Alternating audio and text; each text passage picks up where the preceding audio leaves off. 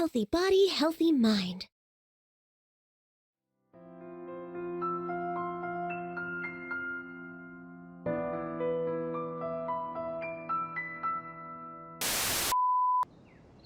Yeah. And to think I could have been working on my thesis this whole time. My stomach is churning just thinking about it. Please stop. The more you talk about it, the more silly I feel. Oh, come on, Layla. What are you doing? Everyone's gonna start thinking you're crazy now. Oh no. I'm losing it. So dizzy.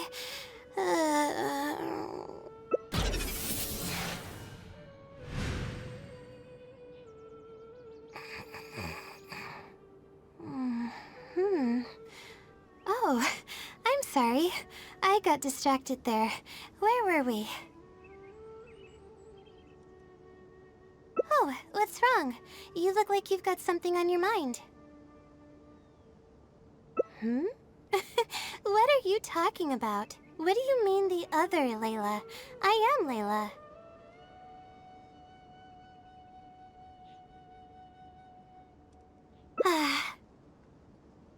Fine.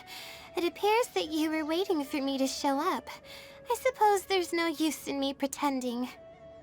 I promise I don't mean any harm and I'll answer all your questions. But before that, would you mind telling me who you are first? Let me think. Okay, I got it. You two found this place by following the hints that I left behind. You were planning to wait for me. Or I should say you were waiting for the Sealy to show up. Was this your idea or hers? I see. Yes, she's always had great analytical skills. It'd be nice if she was more confident, though. All right. That's all the questions I have. Your turn. Please ask away.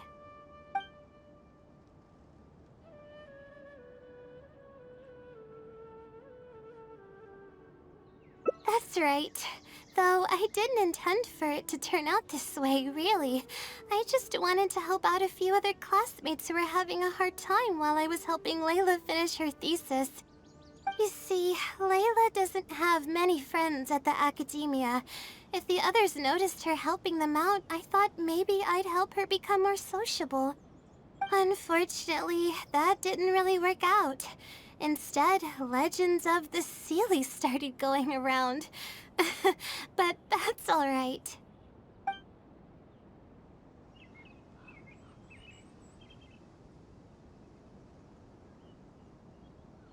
I can instantly tell which students are asking serious questions and which are just trying to take advantage of me to slack off.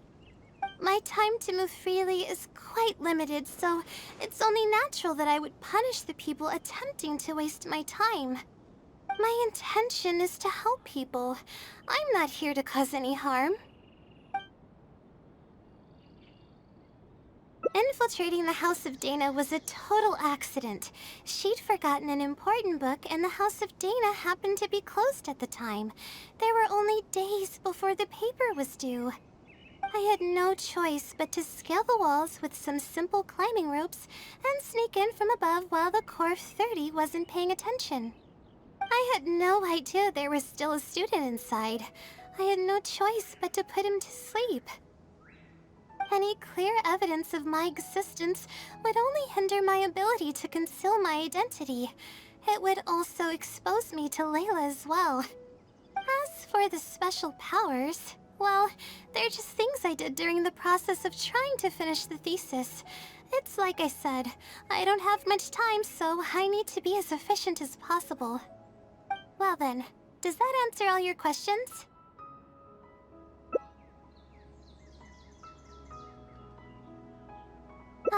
You see, her emotions are incredibly unstable. She's constantly doubting herself. If she knew that there's another Layla who is capable of doing everything, she may think even less of herself. She could think, Maybe I should just leave it all to her. I'm always relying on her anyway. Why not let her live my life for me? She might start thinking about giving up completely, and that's the exact opposite of what I'm trying to do for her. After all, she and I are one and the same. We're two sides of the same coin. No one knows her greatest strength more than I do. It's her resilience. If she's able to persevere in everything she does, then one day she won't need my help anymore. I trust that she's capable of doing that, and it's something that she should do on her own. She actually discovered the key data she needs for her thesis a long time ago. She just didn't organize it well enough. I'll complete her thesis for her just as I have in the past. Oh, please don't share any of this with her. I would like to keep this a secret for both of our sakes. Thank you for doing this for me. No, for us. She seems to be waking up now. Well, this is goodbye. If we never meet again, then I guess I did something right.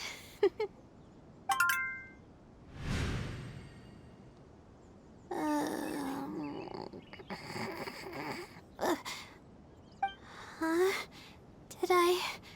Did I faint? Or did I fall asleep?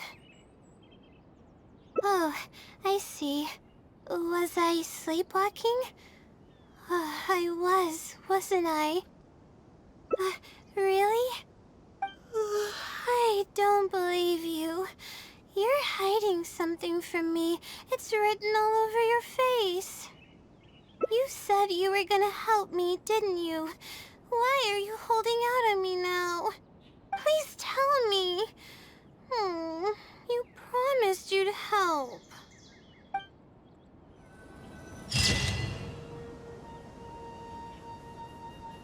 I'll ask you some questions. If your explanation proves satisfactory, then I'll lend you the device. Share the contents of my research and answer questions?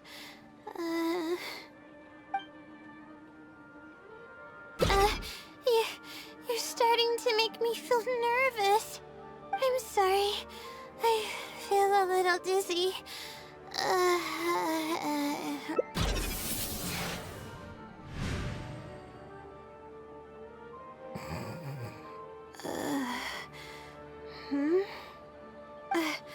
I'm okay.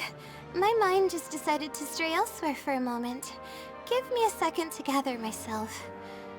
Oh, is this the celestial globe that I needed to borrow? Correct.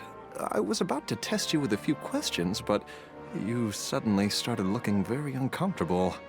Oh, don't worry about it. I don't sleep very well, so I tend to get a little dizzy from time to time. I'm fine now. She seems a little different all of a sudden. Oh, I see. Well then, can you briefly summarize your area of research for me?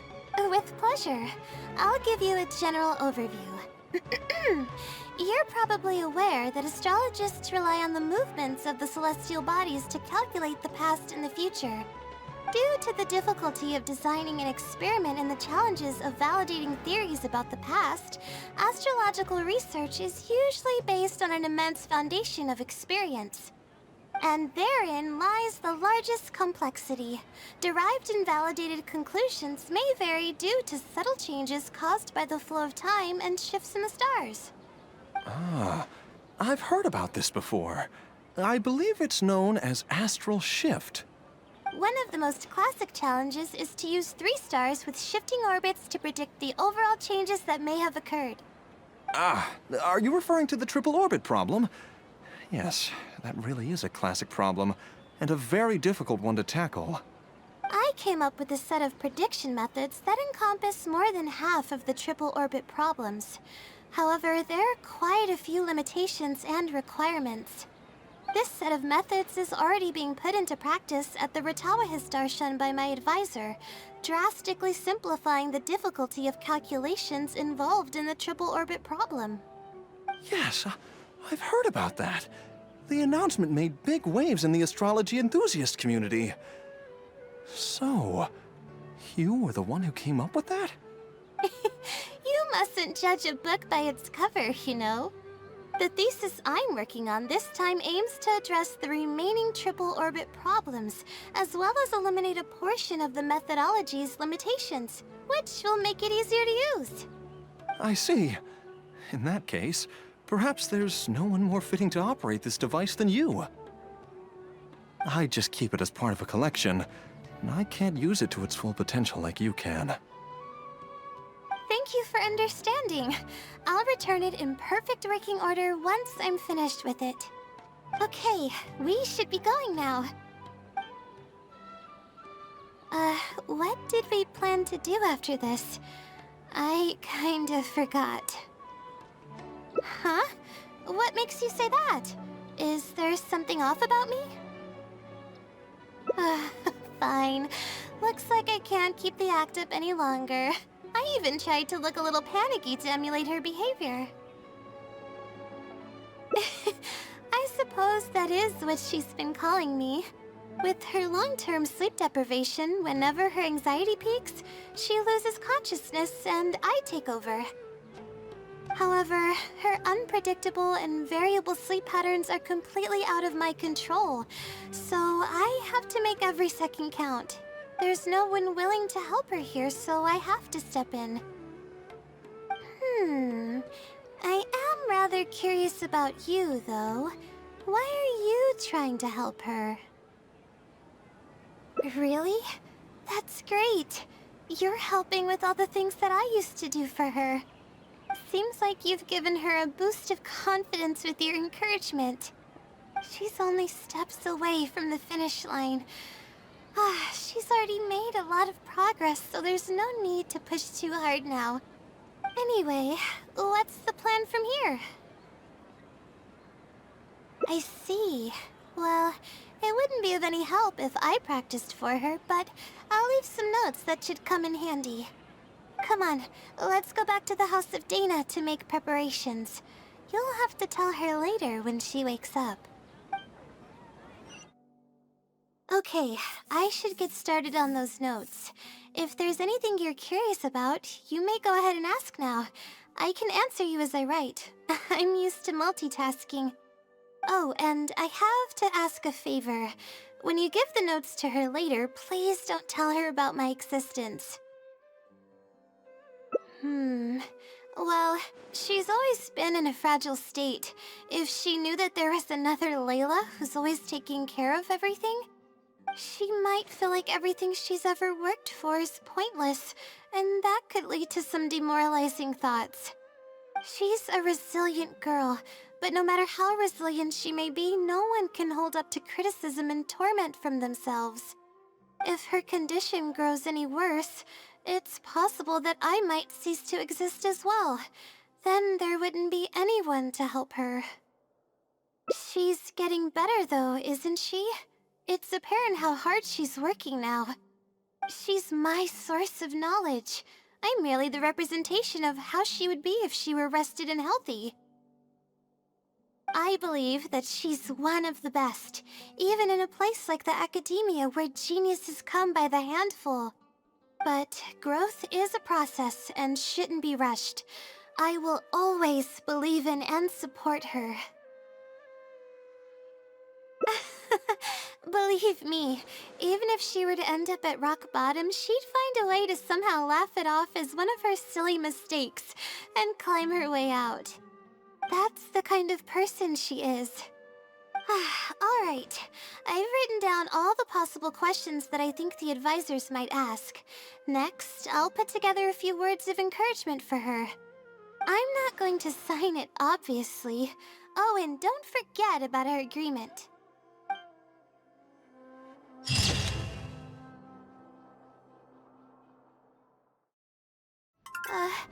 Please, you're always encouraging me. I'm starting to feel embarrassed.